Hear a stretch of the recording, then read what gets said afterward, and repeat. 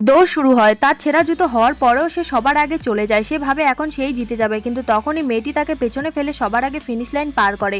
মেয়েটি জ্যাকের কাছে আসে আর হাত বাড়িয়ে তাকে তুলতে চায়, কিন্তু জ্যাক সেখান থেকে উঠে চলে যায়। কিন্তু খুব তাড়াতাড়ি সে বুঝতে পারে সেই মেয়েটিরও কোনো বন্ধু নেই। স্কুলের পর জ্যাক ও তার বোন বাস থেকে নামে, আর সেই সময় মেয়েটিও নামে। জ্যাক জানতে পারে সেই মেয়েটি তার প্রতিবেশী। এখন তারা একে অপরকে স্কুল বাসে দেখতে লাগে। একদিন জ্যাক আর্ট করছিল আর সেই মেয়েটি পাশে গিয়ে দেখছিল। জ্যাক তখন তার আর্ট খাতা বন্ধ করে দেয়। মেয়েটি তাকে চুইংগাম দেয়। পরের দিন স্কুলে জ্যাক তার আর্ট খাতা মেয়েটিকে দেখায়। মেয়েটি প্রথমবার তার প্রশংসা করে। এরপর তারা বন্ধু হয়ে যায়। জ্যাকের জন্মদিন আসে। তার বাবা তার জন্য কেক আনে এবং তাকে গাড়ির খেলনা দেয়, কিন্তু তাতে সে বেশি খুশি হয় না, কারণ এখন সে খেলনা দিয়ে খেলা বন্ধ করে দিয়েছিল। দুপুরে জ্যাক চেয়েছিল তার বাবা তার সাথে খেলুক, কিন্তু বাবা তাকে হোমওয়ার্ক করতে বলে। জন্মদিনের দিনেও সে ভালোবাসা পায় না। যখন মেয়েটি জানতে পারে জ্যাকের জন্মদিনের কথা, সে জ্যাককে একটি উপহার দেয় যেখানে আর্টের সমস্ত কিছু ছিল। জ্যাকের এটা সবচেয়ে বেশি পছন্দ হয়। আপনি আপনার বার্থডেতে কি গিফট পান সেটা অবশ্যই কমেন্ট করে জানাবেন।